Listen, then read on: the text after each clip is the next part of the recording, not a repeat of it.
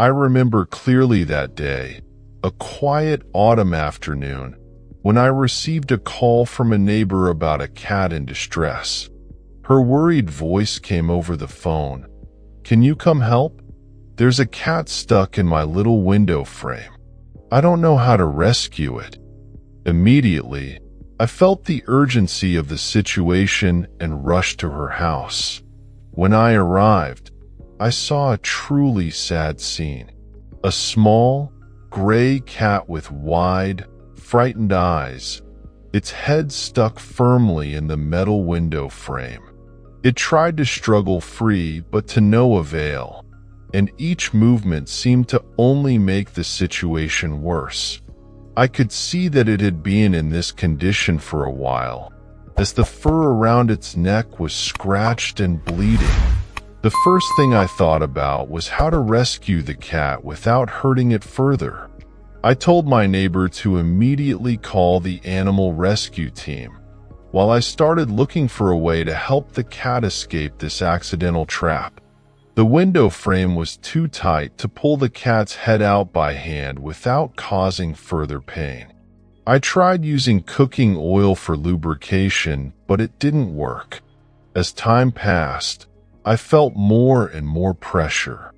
The cat began to feel exhausted and panting. "I can't wait any longer. I need to act immediately." I remember that there was a small saw in the house that could be used to cut window frames without making too much noise or vibration. I ran home and got that saw. When I returned, I tried to stay calm so as not to scare the cat more. I spoke to it gently, hoping that my soothing voice would reassure it a little. I began sawing each metal bar carefully. The sound of the saw screeching in the quiet space made me worry that it might scare the cat, but I had no other choice. Every time I cut a piece of metal, I feel hope rising in my heart. Finally, after what seemed like an eternity, I cut the last bar. With the help of our neighbor, we carefully lifted the cat's head out of the window frame. As soon as it escaped, the cat rolled around on the floor, panting but looking like it was much more relieved. We quickly took the cat to the nearest veterinarian for examination and treatment. All the way, I held the cat tightly in my arms, trying to keep it warm and feel safe. At the veterinary clinic, the doctor confirmed that despite a few minor injuries, the cat would make a full recovery after a short period of rest and care. After receiving treatment, I decided to bring the cat home to take care of it.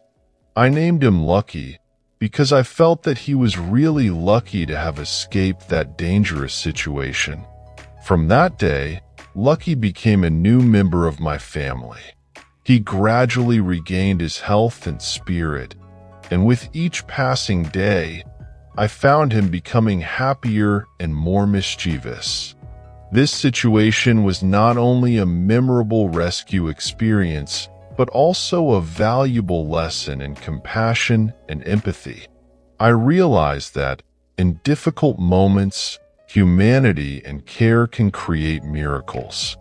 Lucky's story is a clear proof that as long as we don't give up and are always willing to help, we can overcome any challenge.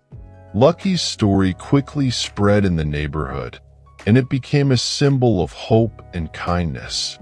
Many people visited Lucky, bringing small gifts and good wishes. This not only warms my heart, but also makes our community closer and more united.